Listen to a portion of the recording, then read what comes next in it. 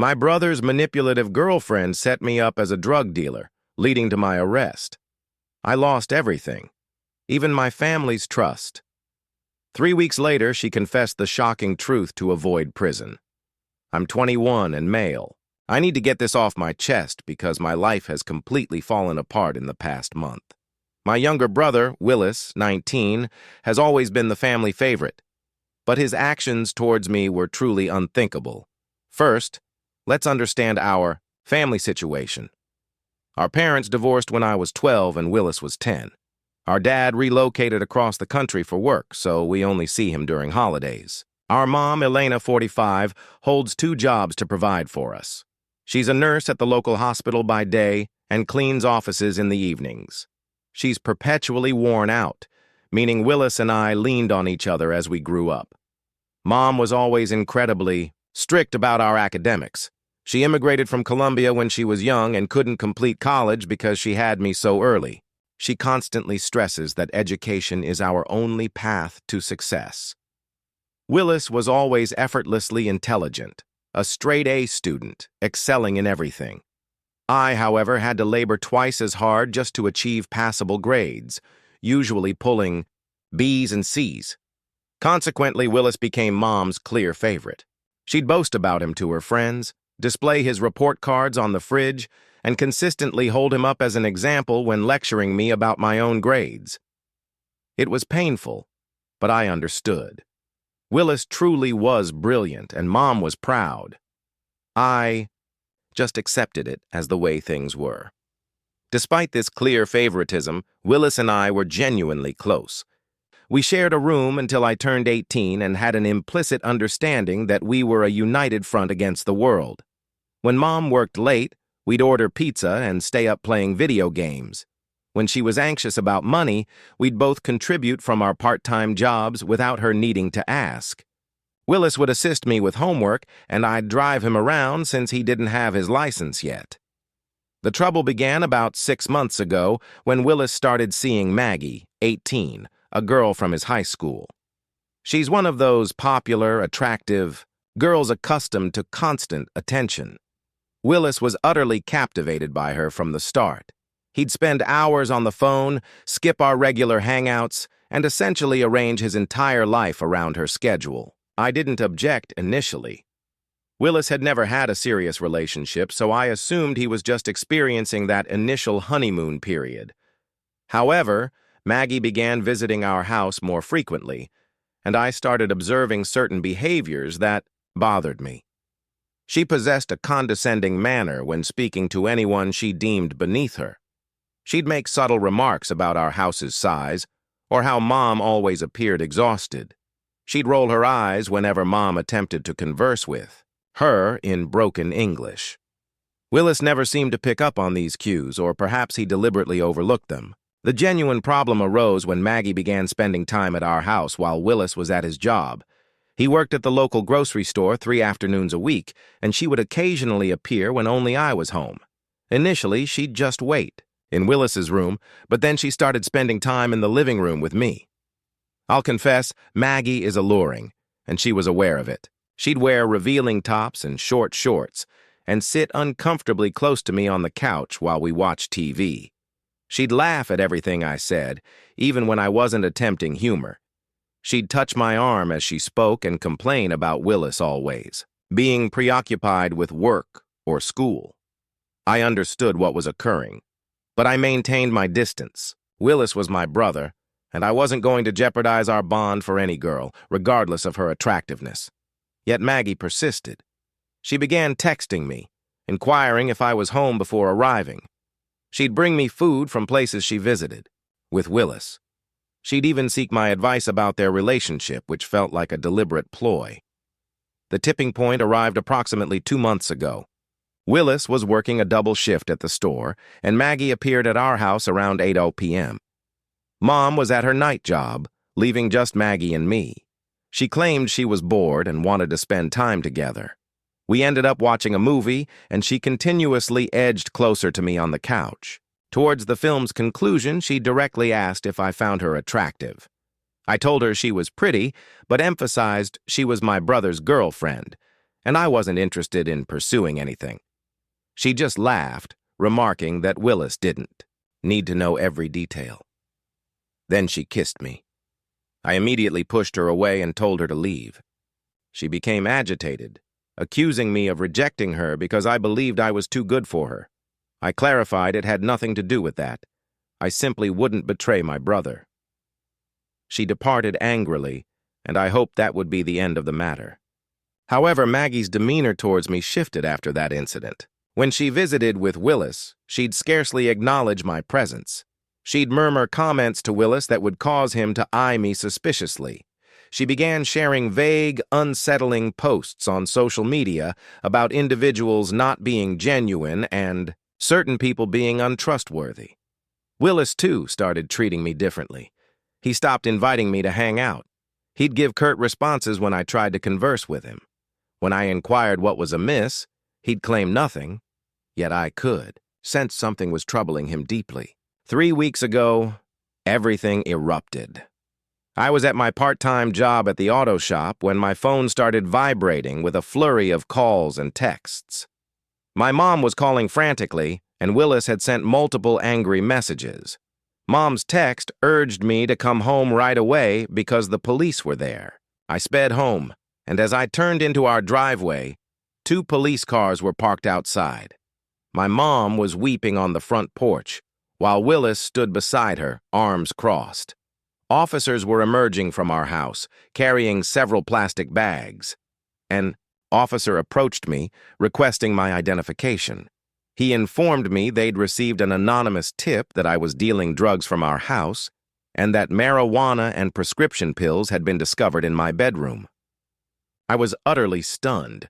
I asserted I had no clue how those drugs got there, but they stated they had to bring me in for questioning. At the police station, they revealed someone had tipped them off, claiming to have purchased drugs from me repeatedly. The caller supplied precise details about our home's layout, specifying I kept my stash in a shoebox beneath my bed. When they searched that exact spot, they found a bag of weed and roughly 20 pills, later identified as stolen prescription painkillers. I vehemently denied ever seeing those drugs in my life. I don't even smoke weed. I've always worried it would jeopardize my auto shop job. Yet the evidence was undeniable, precisely where the anonymous caller claimed it would be. The most devastating moment was when my mom and Willis picked me up after I was released on bail. Mom refused to even meet my gaze. Willis sat silently in the back seat, staring out the window for the entire ride home. Upon reaching the house, Mom informed me I had 24 hours to find new living arrangements. I attempted to explain my innocence to both of them, but Mom declared that the drugs were found in my room and that was sufficient proof for her.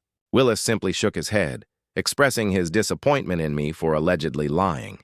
He mentioned Maggie had cautioned him that I'd been behaving oddly recently and suspected drug use. That's when everything fell into place. Maggie had been in our house unsupervised numerous times. She was familiar with the layout. She had access to my room, and now she was conveniently commenting on my supposedly suspicious conduct. I confronted Willis about Maggie, but he became enraged. He accused me of attempting to fault his girlfriend for my own errors. He insisted Maggie had always been kind to me, and that I was ungrateful. Mom sided with him, stating I was being manipulative by trying to place blame on an innocent girl. I packed my belongings and left that evening. I've been staying at my friend Dave's apartment, sleeping on his couch. The criminal charges remain active, and I've had to deplete my savings to hire a lawyer. My mom refuses to answer my calls, and Willis has blocked me across all social media platforms. What truly devastates me is my inability to prove Maggie planted those drugs or made that anonymous call. All I have is my strong suspicion, coupled with the undeniable fact that she had unsupervised access to my room. But Willis is so utterly infatuated with her that he refuses to even consider the possibility. I learned from Dave, who still occasionally speaks with Willis, that Maggie is now consoling Willis about having such a disappointing brother. She's been staying at our house more frequently, assisting mom with household tasks, essentially, portraying herself as the ideal girlfriend, supporting the family through this trying period. Meanwhile, my life is utterly shattered. I face potential jail time. I've lost my family. My reputation in our small town is in ruins. And the individual I believe is responsible for all this is being treated like a paragon of virtue. I'm at a loss. Part of me yearns to continue fighting, to establish my innocence, but another part wonders if I should simply accept my losses and begin anew elsewhere. Has anyone else experienced a situation where someone close was manipulated by a toxic individual? How does one prove something without concrete evidence? Update 1. I can hardly believe I'm returning with an update, but something truly pivotal has occurred. For those unfamiliar with my initial post, my brother's girlfriend, Maggie, effectively shattered my life by planting drugs in my room and anonymously tipping off the police. I've been crashing on my friend Dave's couch since my mom evicted me. The last 3 weeks have been absolute torment. My lawyer informed me the case against me is quite solid, given the drugs were discovered precisely where the anonymous caller indicated. The prosecutor has offered a plea deal: admit guilt and receive probation instead of potential jail time. My lawyer recommended I accept it, but I declined because I am innocent. Dave has been incredibly supportive by letting me stay, but I sensed it was straining his relationship with his girlfriend, Melissa. They'd often have quiet discussions in the kitchen that would abruptly cease when I entered. Last week, Melissa finally informed me I could only stay 2 more weeks at most, as they needed their personal space back. I understood, but it meant my options were rapidly dwindling. I began searching for apartments I could afford on my auto, shop salary, but most required first month's rent, last month's rent, and a security deposit up front. Given my legal fees, I barely had enough for 1 month's rent, let alone 3. I was seriously contemplating simply packing my car and driving to another state to begin a new life. But then, an unexpected event transpired. Last Tuesday, I was closing up at the auto shop when my phone rang. It was an unfamiliar number, but an instinct urged me to answer. The voice on the other end was Maggie's. She sounded altered, trembling, anxious. She requested we meet somewhere to speak. I told her I had nothing to discuss, especially since she'd persuaded my brother and mom I was a drug dealer. She insisted she needed to reveal something crucial about what truly transpired. My initial impulse was to hang up, but my curiosity prevailed. I agreed to meet her at a 24-hour diner across town, a place where we wouldn't be recognized. She said she'd arrive in an hour. When I arrived at the diner, Maggie was already seated in a back booth, nursing an untouched cup of coffee. She appeared dreadful. Her hair was disheveled, dark circles shadowed her eyes, and her hands trembled. This was certainly not the self-assured, manipulative girl I recalled. She began speaking even before I took my seat. She disclosed that Willis had proposed to her the previous evening. It wasn't just a simple proposal. He had devised an elaborate plan to propose at graduation before both families. He'd spent all his savings on a ring and was discussing them cohabiting after high school. Maggie confessed she panicked at the proposal. She realized she genuinely didn't want to marry Willis or reside in our small town her whole life. She had only dated him because he was intelligent, and she believed it enhanced her image. But the prospect of being bound to him indefinitely terrified her. Then she began weeping, stating she needed to confess the full truth of what transpired. She admitted to planting the drugs in my room. She explained she had stolen them from her mom's medicine cabinet and purchased the marijuana from a student at school. She made the anonymous call to the police specifically to remove me from the situation. I inquired why she would resort to such an extreme measure just to get rid of me. She clarified it wasn't truly about me personally. She knew that if Willis's family unit fractured, he'd be compelled to prioritize caring for his mom over planning their future together. Her reasoning was that if I were arrested and expelled from the house, it would generate sufficient family turmoil to distract Willis from thoughts of marriage. She also confessed to fabricating stories about me making advances on her to Willis. She claimed she told him I had attempted to kiss her and frequently made inappropriate comments when he wasn't present. Her goal was for him to distrust me, ensuring that when the drug incident occurred, he wouldn't doubt her. I sat there, utterly stunned by this confession. This girl had deliberately ruined my life as part of an intricate scheme to avoid marrying my brother. I then asked why she was revealing all this now. She explained that Willis had been incessantly discussing the wedding since his proposal, and the guilt was consuming her.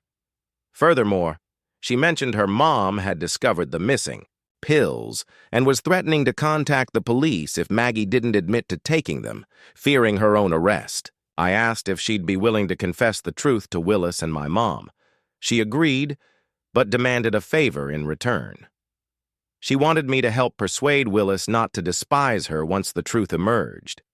She claimed she truly cared for him, and didn't want him to perceive her as a monster. I nearly burst out laughing at the sheer gall of her demand. She had literally attempted to send me to prison, demolished my relationship with my family, and cost me thousands in legal expenses. And now she expected me to help facilitate her breakup with my brother? But then I grasped that this was my opportunity to reclaim my life. I informed her I'd contemplate helping her mend things with Willis. However, first, she had to go to the police and confess to planting the drugs. I also insisted she tell my mom and Willis the truth face-to-face, not over the phone. She agreed to meet me at the police station the following day. Distrusting her, I made sure to pick her up myself to guarantee her appearance. The following morning, I drove to Maggie's house. She stood outside with a small bag, looking as though she hadn't slept at all. En route to the police station, she repeatedly inquired what I believed Willis would do upon discovering the truth. I candidly told her he would likely never forgive her, but that was the direct result of her decisions. At the station, Maggie requested to speak with the detective assigned to my case. She confessed to orchestrating the drug planting and making the false report. The detective instructed her to write and sign a comprehensive statement. He then informed me that the charges against me would be dismissed within a few days. After we exited the police station, Maggie requested we go speak with my mom and Willis together. I phoned my mom, informing her I was arriving with Maggie and that she needed to hear something crucial. Mom sounded puzzled, but consented to our visit. When we reached my house, Willis and Mom were both seated at the kitchen table awaiting us. Willis appeared visibly angry at my presence, while Mom simply looked exhausted. Maggie sat opposite them and revealed every detail. The planted drugs, the anonymous call, the fabricated stories about me making advances on her. Absolutely everything. Willis's face cycled through a spectrum of emotions as Maggie spoke. Initial confusion, then disbelief, followed by anger, then profound hurt, and ultimately a vacant expression as if he were disassociating. Mom repeatedly shook her head, murmuring her disbelief. Once Maggie concluded, Willis asked why she would commit such an awful act against his family. She attempted to explain her feelings of being trapped and her reluctance to marry, but he abruptly cut her off. He ordered her to leave and never contact him again. After Maggie departed, Mom embraced me, apologizing for her lack of faith. She expressed deep remorse for evicting me and offered for me to move back home immediately. Willis also apologized, though I could sense his anger was more directed at himself for being deceived than remorse for distrusting me. I relocated back home that weekend. The charges were formally dismissed, and my lawyer suggested I might be able to recoup some legal fees from Maggie's family. Willis naturally ended his relationship with Maggie, then immersed himself in his studies to evade confronting his emotions. However, here's the reality. Even though the truth is exposed, and my name is cleared, things haven't returned to their former state. Willis hardly speaks to me. He's civil but aloof, as if mortified by the entire ordeal. Mom attempts to pretend everything is fine, yet an undeniable awkwardness now exists between us. I suspect Willis feels foolish for succumbing to Maggie's manipulation, and my presence reminds him of his severe misjudgment. I also believe he's grappling with the realization that his girlfriend was prepared to dismantle his family to avoid marrying him, which must be utterly devastating to his self-esteem. Maggie has seemingly departed town. Willis learned from a school acquaintance that she's relocated to live with relatives in another state. I hope to never encounter her again, yet a part of me questions if she'll attempt to create further trouble in the future. For now, I'm simply focused on reconstructing my life and my relationships with my family. It will undoubtedly require time, but at least the truth has finally come to light. Update 2.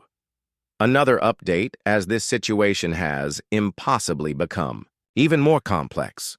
For new readers, my brother's ex-girlfriend Maggie fabricated a drug-dealing charge against me. I was arrested. My family disowned me. Then, she ultimately confessed the truth. I believed that was the resolution, but I was mistaken.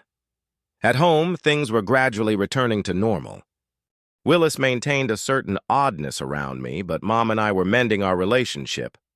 I had been back for approximately a month when an event transpired that altered everything once more.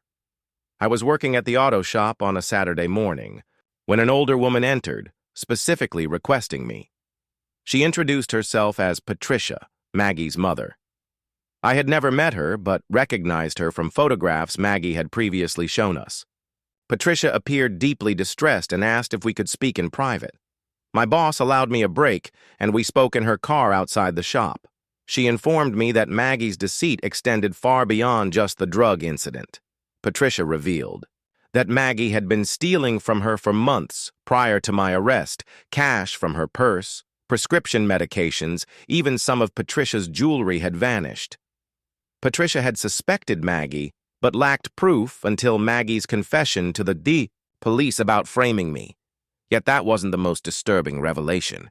Patricia recounted that after Maggie moved in with relatives in Nevada, she began phoning Patricia, demanding money. Maggie falsely claimed she was pregnant with Willis's baby and required financial assistance. Patricia sent her $2,000 before. Growing suspicious and contacting the relatives Maggie was supposedly staying with. It turned out Maggie was never pregnant.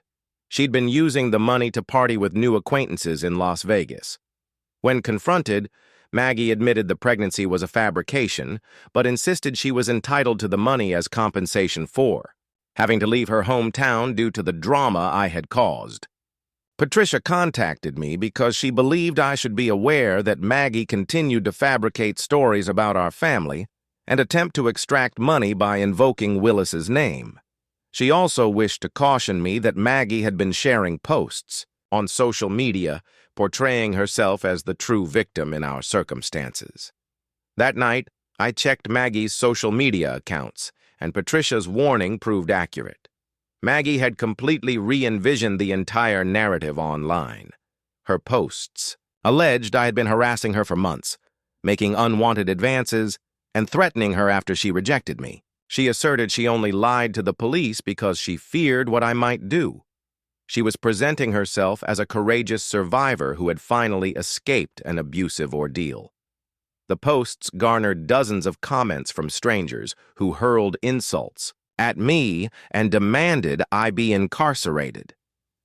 Maggie had also uploaded photos of herself looking forlorn and vulnerable, accompanied by captions about beginning anew after enduring trauma. I screenshotted everything and presented it to Willis. He became enraged upon seeing Maggie's posts. Having avoided social media since their breakup, he had no idea she was still propagating falsehoods about our family. Willis chose to call Maggie, directly to confront her regarding the fake pregnancy claim and her social media content. I was present when he made the call, and he put it on speaker so I could listen. Maggie answered instantly, her voice immediately becoming sweet and emotional once she recognized Willis. She told him she had missed him terribly and deeply regretted leaving town. She expressed a desire to return and reconcile their relationship. Willis interrupted her, directly inquiring about the pregnancy claim and the money she had taken from her mother. Maggie grew defensive. asserting Patricia was fabricating stories due to anger over Maggie moving out. She maintained the pregnancy had been real, but claimed she'd miscarried soon after relocating to Nevada. Then Willis questioned her about the social media posts. Maggie's demeanor shifted entirely. She became hostile, declaring she had every right to present her version of events. She alleged I had made her feel insecure and that she was merely cautioning other girls about my conduct. Willis told her she was delusional and that he never wished to hear from her again. Maggie began weeping, pleading with him not to hang up. She promised to cease posting about me if he would just discuss reuniting. Willis called her sick and hung up, but the harm had already been inflicted. Maggie's social media posts were circulating widely among people from our town, and the narrative gained traction. I began receiving strange glances at work and throughout town from individuals who accepted Maggie's version of events.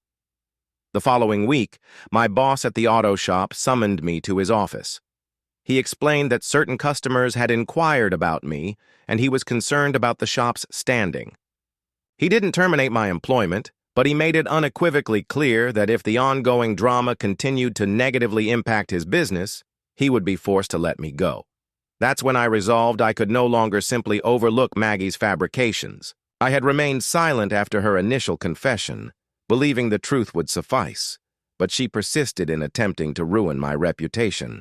I assembled all the evidence I possessed, screenshots of her posts, the police report containing her confession, Patricia's account of the stolen money and fake pregnancy, and published my own social media response detailing what truly occurred. I refrained from personally attacking Maggie or resorting to name-calling. Instead, I simply presented the facts, supported by documentation. I explained she had admitted to planting drugs in my room, lied to the police, and was now disseminating false information online. The reaction was immediate. Individuals familiar with me and my family began sharing my post and advocating for me in the comments. Some of Maggie's former school friends emerged with their own anecdotes about her past deceptions or manipulations for attention. However, Maggie escalated the situation even further. She established a new social media account and began directly messaging my friends and coworkers, sending them fabricated screenshots of text conversations where I allegedly threatened her. The screenshots were unmistakably doctored. They displayed inconsistent formatting, and some messages included slang I never employ. One of Maggie's fabricated screenshots even reached my mom's workplace. A colleague presented it to Mom, who then brought it home to inquire about it. The spurious message purportedly showed me threatening to harm Maggie if she ever returned to town. I demonstrated to Mom how the screenshot was fake by comparing it to genuine text conversations on my phone. The fonts differed, and the message timestamps did not align with our actual exchanges. Mom believed me, yet she was deeply concerned about the lengths Maggie was willing to go with her deception. It was then that Willis proposed we consult a lawyer about pursuing harassment charges against Maggie. He felt immense guilt that his ex-girlfriend was persistently trying to harm our family, even after the truth emerged. Last week, we met with a lawyer specializing in online harassment. She reviewed all our evidence and confirmed we had a robust case against Maggie for defamation and cyberstalking. She also noted that Patricia could potentially file charges for theft and fraud concerning the fake pregnancy money. The lawyer dispatched a cease and desist letter to Maggie, demanding she discontinue posting false information about me and remove all existing posts. Maggie has yet to respond, but her social media accounts became private shortly after she would have received the letter. I'm hopeful this finally concludes Maggie's vendetta against me, though I'm not overly optimistic. She appears resolute in portraying herself as the victim, regardless of overwhelming counter-evidence. The positive outcome is that Willis and I are finally conversing normally once more. Collaborating to address Maggie's harassment has significantly aided in mending our relationship. He apologized for ever doubting me and expressed feeling foolish for being deceived by such a manipulative individual. Mom has also been exceptional throughout this entire ordeal. She deeply regrets how she treated me during my initial arrest and has gone to great lengths to atone for it, even offering to cover my legal fees for the harassment case. I'm simply exhausted by Maggie's ongoing drama. All I desire is for her to leave me and my family in peace so we can move forward with our lives. Yet, it appears that every time I believe it's resolved, she discovers a new method to instigate trouble. Update 3. This marks my final update, as I believe this turbulent situation has, at last, reached its resolution. For those catching up, my brother's former girlfriend Maggie falsely accused me of drug dealing, leading to my arrest and my family disowning me. She eventually confessed, but then persisted in harassing me online with fabricated stories. We engaged a lawyer and issued a cease and desist letter. The letter had an effect, though not as we anticipated. Rather than simply ceasing her harassment, Maggie chose to escalate matters one last time before vanishing from our lives entirely. Approximately 2 weeks after the lawyer dispatched the letter, Maggie's mother, Patricia, contacted me once more. She sounded distraught, reporting that Maggie had driven back to our town without informing anyone. Patricia discovered this because Maggie's relatives in Nevada had called, searching for her, as she had apparently stolen money and valuables from them before departing. Patricia expressed concern about Maggie's potential actions, noting she was clearly becoming more desperate and rash. She urged me to be cautious and stated she was driving to our town to locate Maggie and bring her home. That very day, I received a call at work from Willis. He sounded agitated, telling me Maggie had appeared on his college campus. She had somehow ascertained his class schedule and was waiting for him outside his chemistry lecture.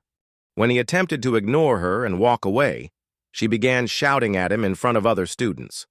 According to Willis, Maggie was incoherently raving about how I had turned everyone against her and destroyed her life. She held me responsible for her family's estrangement, for her forced departure from town, and for her inability to return. She then demanded Willis choose between supporting her or supporting me. Willis unequivocally told her he would never choose her after all she had done to his family. It was then that Maggie produced her phone and started recording, loudly asserting that Willis was harassing her and that she felt threatened. Other students began to gather, witnessing the commotion. Campus security eventually intervened, escorting Maggie off the premises. They informed Willis he could file a report if he wished, but he chose not to, desiring only for her to finally leave him alone. But Maggie wasn't finished. That evening, she uploaded the video she had recorded to social media, accompanied by a caption alleging Willis was conspiring with me to silence her. The video was edited to omit the context of her shouting, thus portraying Willis as merely looking angry and telling her to leave him alone. This proved to be Maggie's most significant miscalculation. Several students who had actually witnessed the confrontation saw the post and commented, elucidating what truly transpired. They detailed how Maggie had been the instigator and how she had been yelling about me ruining her life. One student even possessed their own video of the incident from an alternate angle, which clearly depicted Maggie's erratic conduct.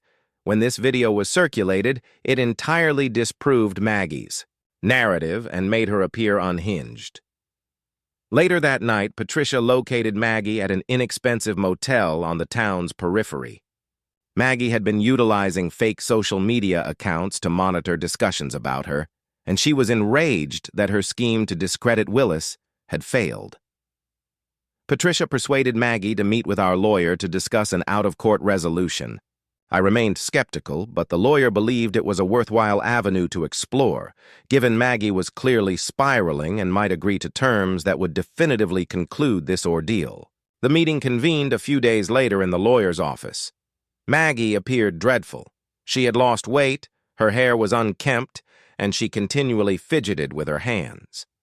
Patricia sat beside her, initially handling most of the conversation. Our lawyer presented Maggie with two distinct options. She could agree to sign a legally binding document, committing to never contact me, Willis, or anyone in our family again, and to remove all fabricated posts about me from social media. In return, we would forego pursuing criminal charges for her recent harassment. Alternatively, if she refused, we would proceed with charges for cyberstalking, defamation, and harassment, and Patricia would simultaneously press charges for the theft and fraud concerning the fake pregnancy money. Maggie initially attempted to contend that she was the genuine victim and that we were bullying her. However, once the lawyer presented all the evidence we had amassed, the fabricated screenshots, the conflicting social media posts, the witness testimonies from Willis's campus incident, she finally appeared to comprehend the gravity of her predicament. Patricia wept for much of the meeting, repeatedly apologizing to us and expressing her helplessness regarding her daughter. She explained that Maggie had displayed this type of manipulative behavior since her teenage years, but it had significantly worsened over the past year.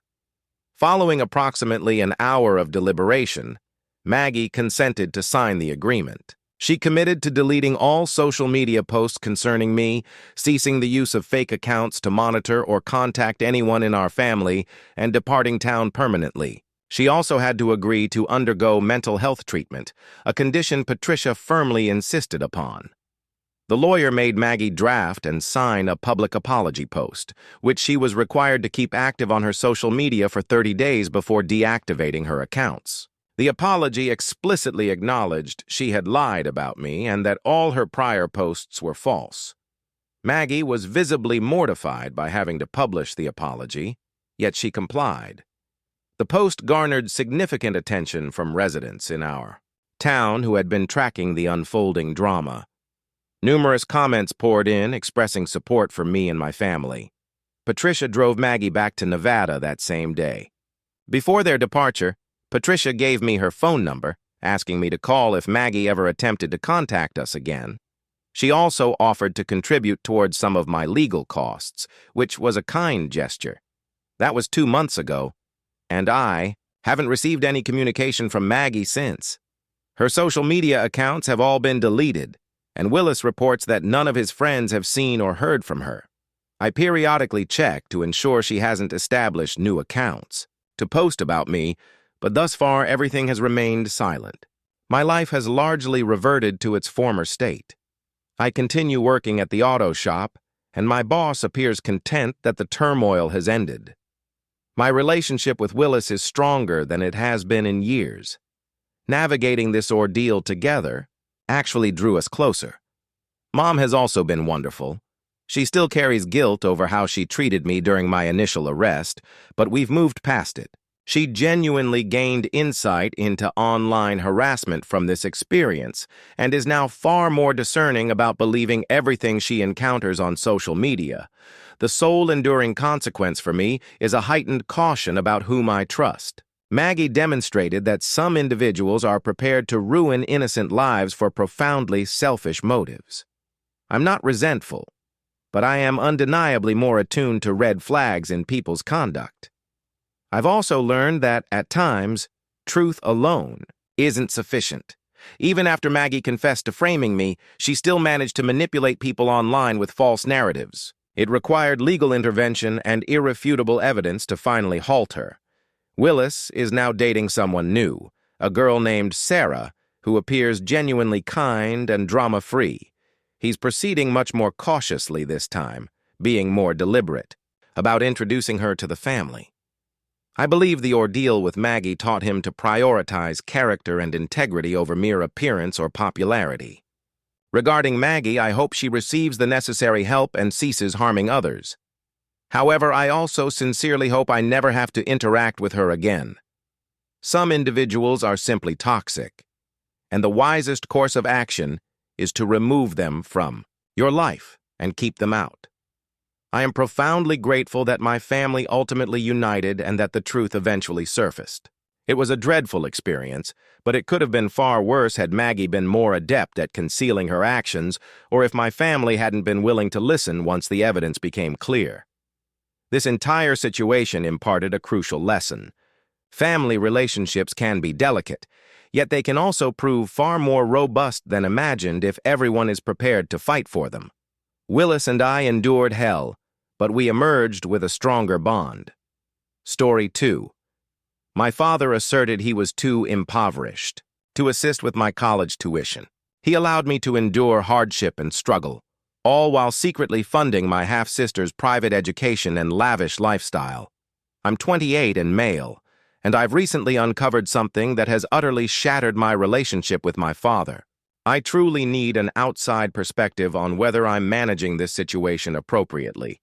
This account will be lengthy, as significant background is necessary to grasp the full extent of everything.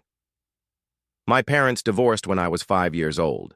After my mom discovered my dad's infidelity, I distinctly remember the arguments and tension pervading our home before their separation. Mom discovered him with another woman at a hotel when she unexpectedly visited him during one of his frequent business trips. She promptly filed for divorce and gained full custody as Dad relocated to a different state for career prospects soon after. Throughout my childhood, Dad would visit perhaps 3 or 4 times annually and call intermittently. He perpetually offered excuses for his limited visits, demanding work, managing health issues, car repairs, and so forth. He would send the mandated child support, but it was often delayed, and he routinely asserted financial hardship whenever Mom requested assistance with additional expenses. Finances were perpetually constrained in our household. Mom, a nurse, took on additional shifts at a nursing home merely to sustain us. I began working at the local grocery store at 16 to help cover household bills. I vividly recall the embarrassment of wearing second-hand clothes and being unable to participate in school activities that incurred costs. In contrast, Dad would occasionally send $50 for birthdays or Christmas, but would claim he couldn't assist with larger expenses, such as when I required braces or when our heating system failed one winter.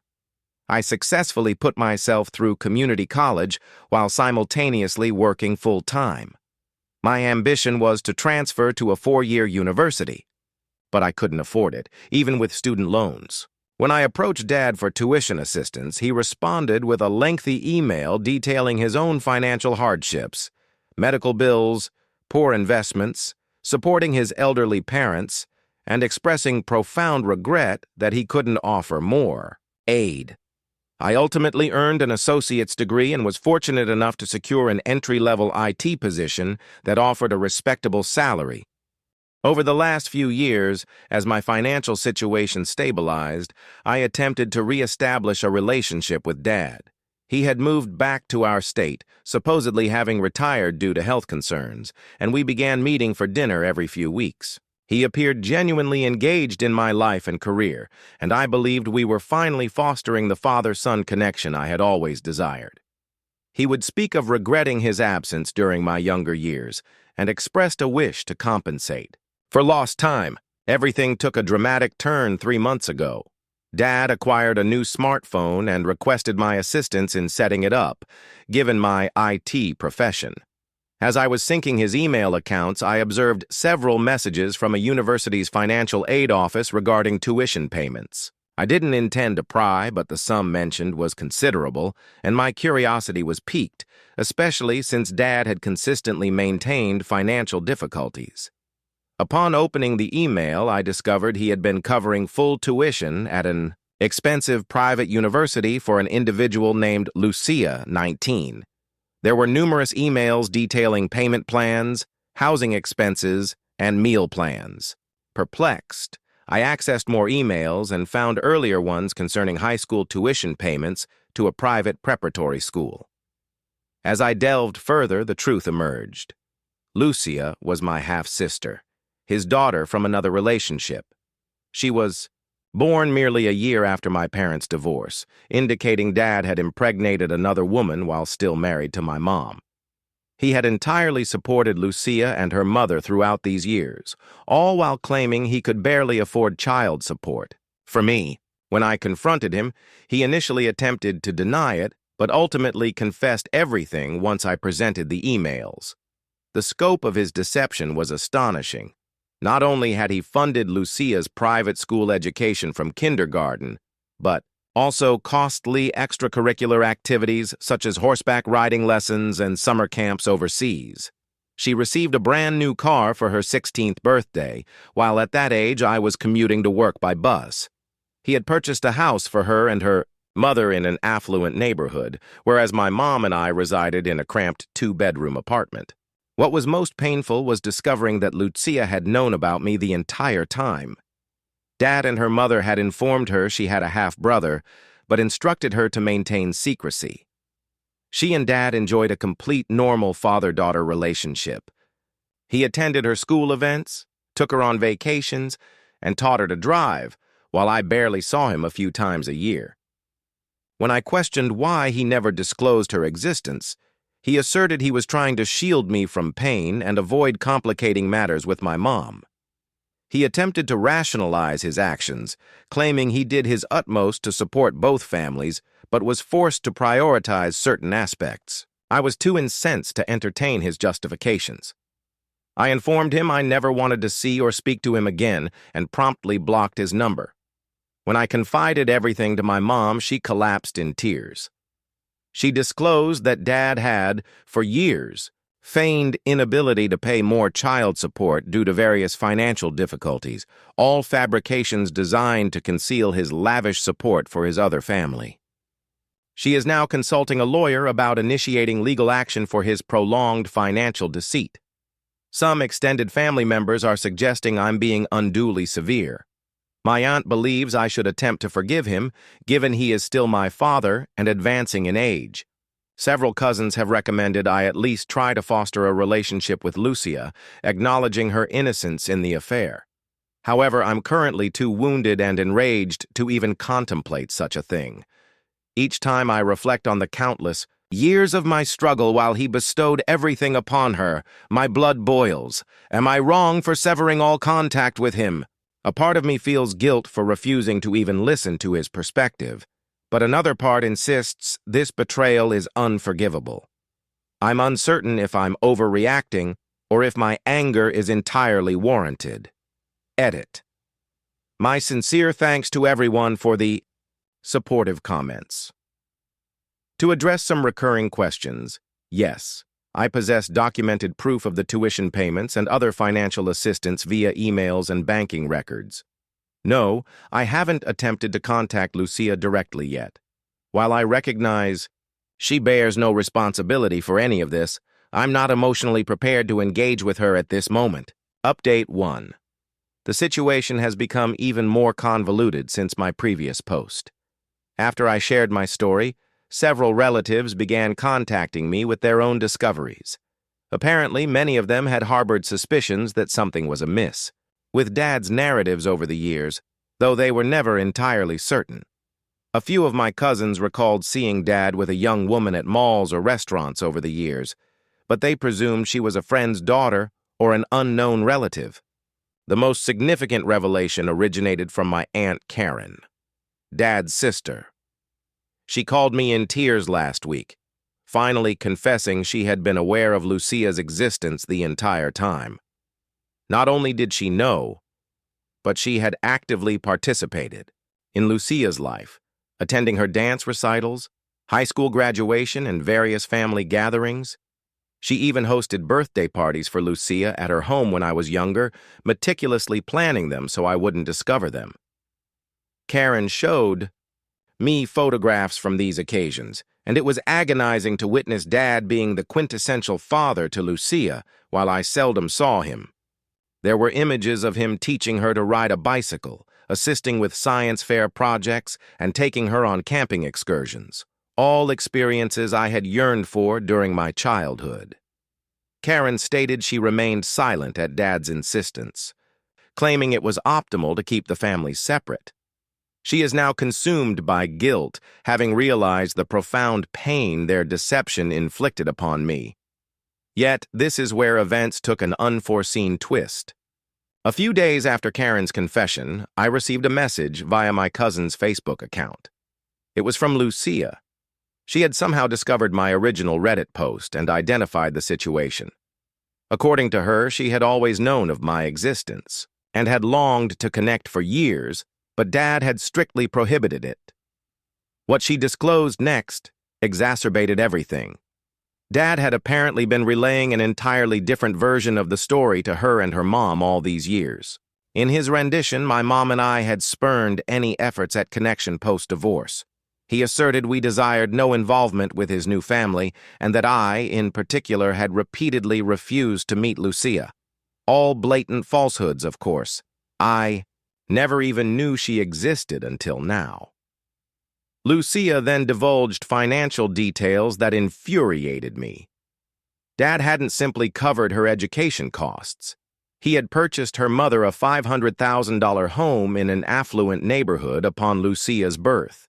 He financed annual family vacations to Europe and Hawaii, bought them both new vehicles every few years, and even invested $200,000 to help her mom launch a thriving interior design business that now generates well into six figures annually. All these expenditures occurred during the very years he was pleading poverty to reduce his child support payments to my mom, the same years my mom was forced to declare bankruptcy due to medical expenses following a car accident. The same period I was working at a grocery store rather than participating in school sports because we couldn't afford the necessary equipment. Uncovering this magnitude of financial duplicity made me physically ill. Lucia sent me scores of photos depicting Dad's profound involvement in her life. There he was at every school play, every soccer game, which he coached, and every father-daughter dance.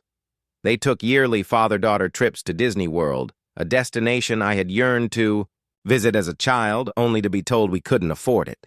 She had pictures of extravagant birthday parties, Christmas mornings brimming with costly presents, and family portraits that seemed ripped from a glossy magazine.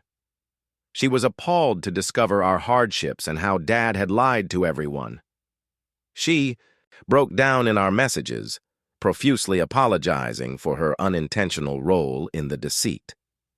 She confessed she had always longed for a brother and felt terrible about being given everything while I endured such struggles. Following several extensive conversations via Facebook, she inquired if we could meet face-to-face. I was deeply conflicted about meeting her. A part of me felt anger and envy towards the life she had, even though, rationally, I understood none of it was her fault. Yet another part was intrigued by this sister I had never known. After deliberating for a few days, I consented to meet her for coffee, reasoning I owed her at least an opportunity to speak.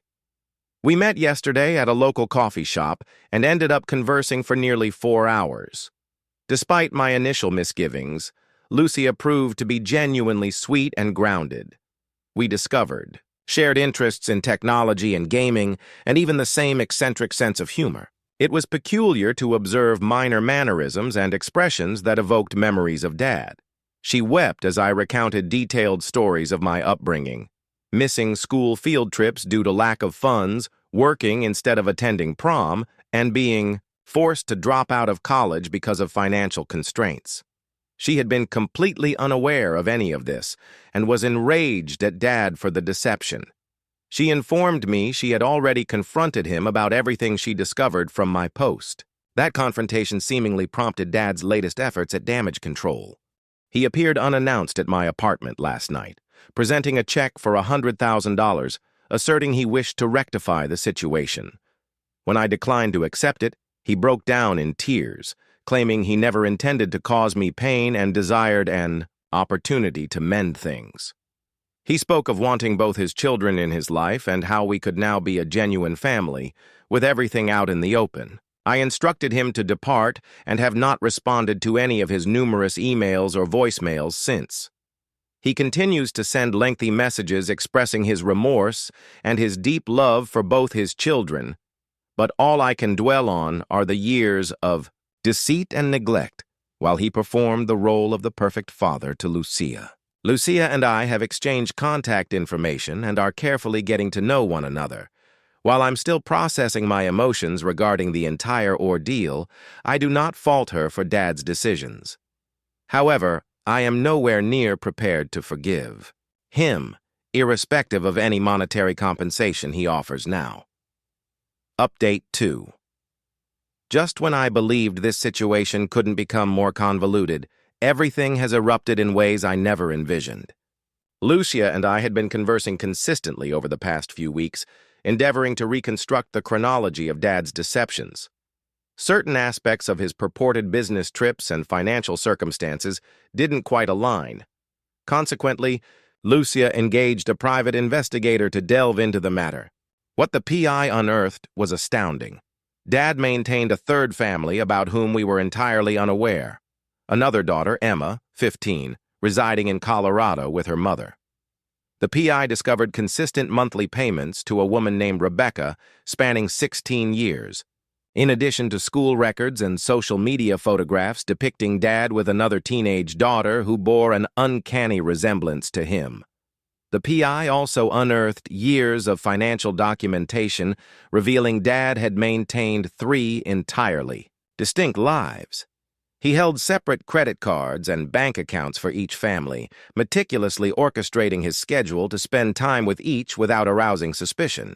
He would tell Lucia and her mom he was away on business trips when he was actually visiting Emma and Rebecca, then claimed to be at conferences while spending time with me or Lucia.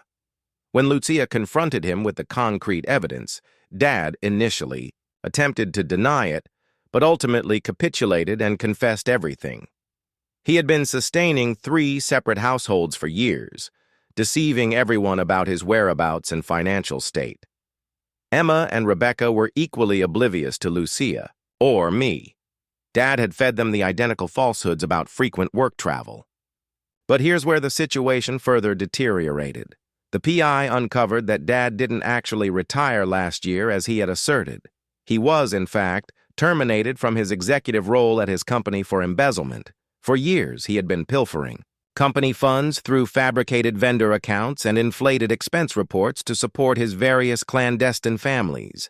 His ostensibly modest retirement savings were, in reality, illicitly acquired money he had managed to conceal prior to his capture.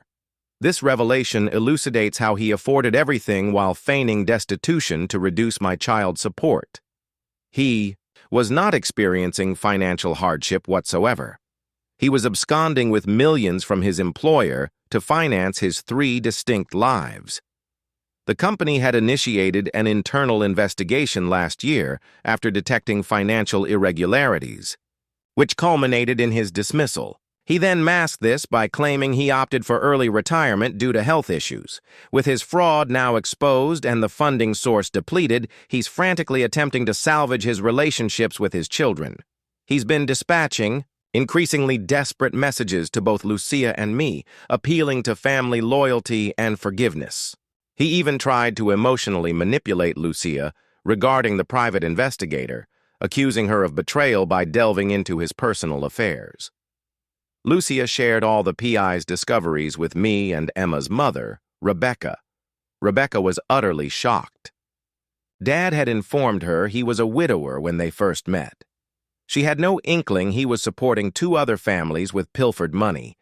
She is devastated and has severed all communication with him, though she mentioned Emma is struggling significantly to comprehend the revelations. The company Dad worked for is now conducting a thorough criminal investigation into the embezzlement. Both Lucia and I have been contacted by corporate investigators and have submitted all the financial records and emails we possess. Mom's lawyer asserts this new evidence of fraud substantially fortifies her case for retroactive child support, as Dad was unequivocally dishonest about his financial status for years. Some extended family members continue to defend Dad, claiming he must have been under immense strain attempting to support 3 families. Others propose he might suffer from mental health issues that compelled him to construct these separate lives. However, Lucia and I have both completely severed contact.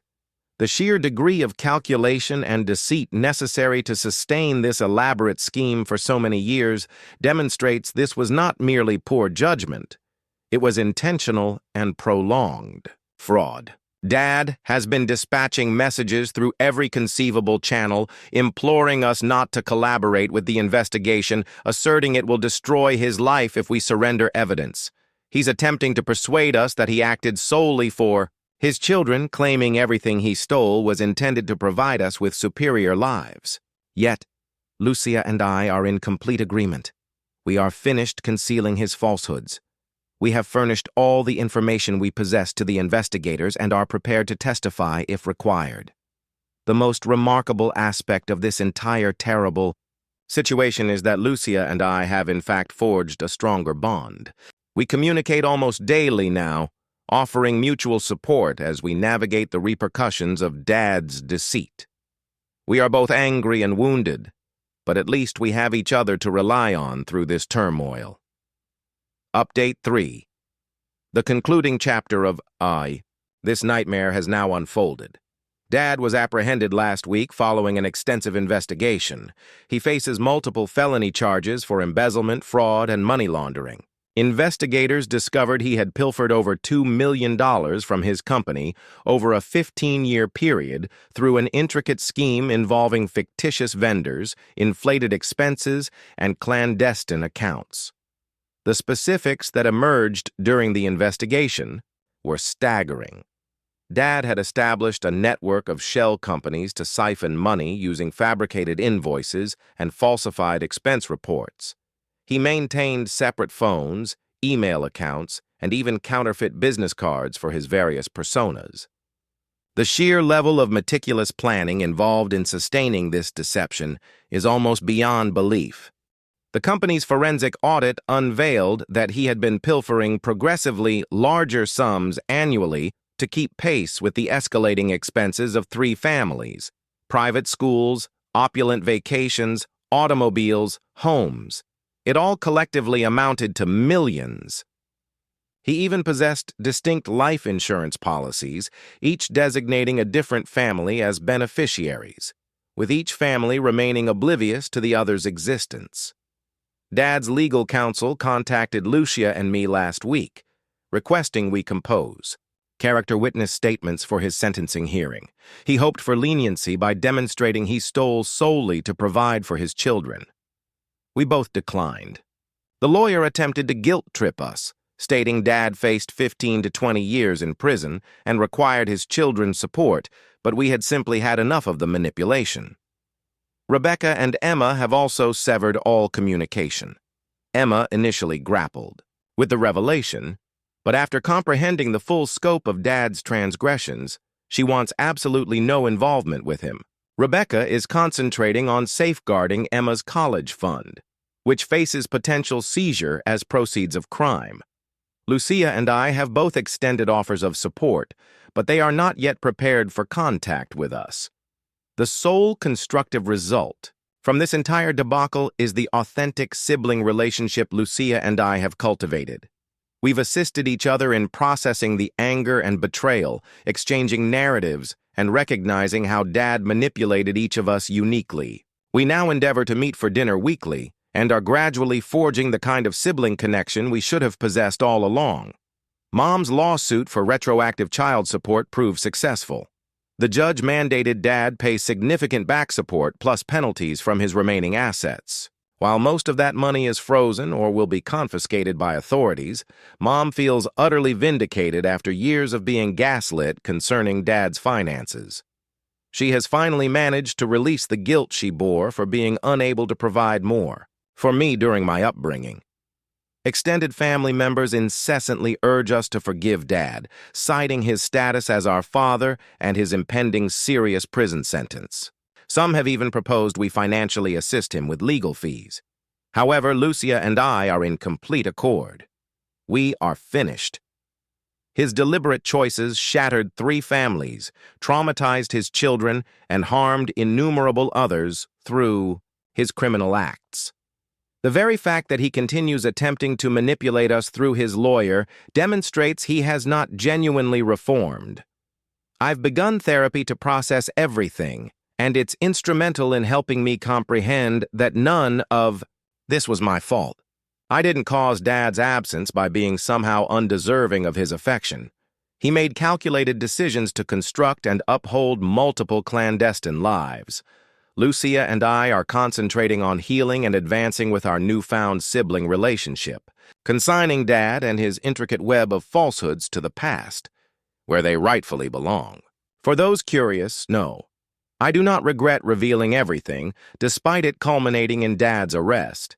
His crimes would have invariably come to light eventually, and it was his choices that led him to this predicament, not his children's refusal to continue concealing his deception.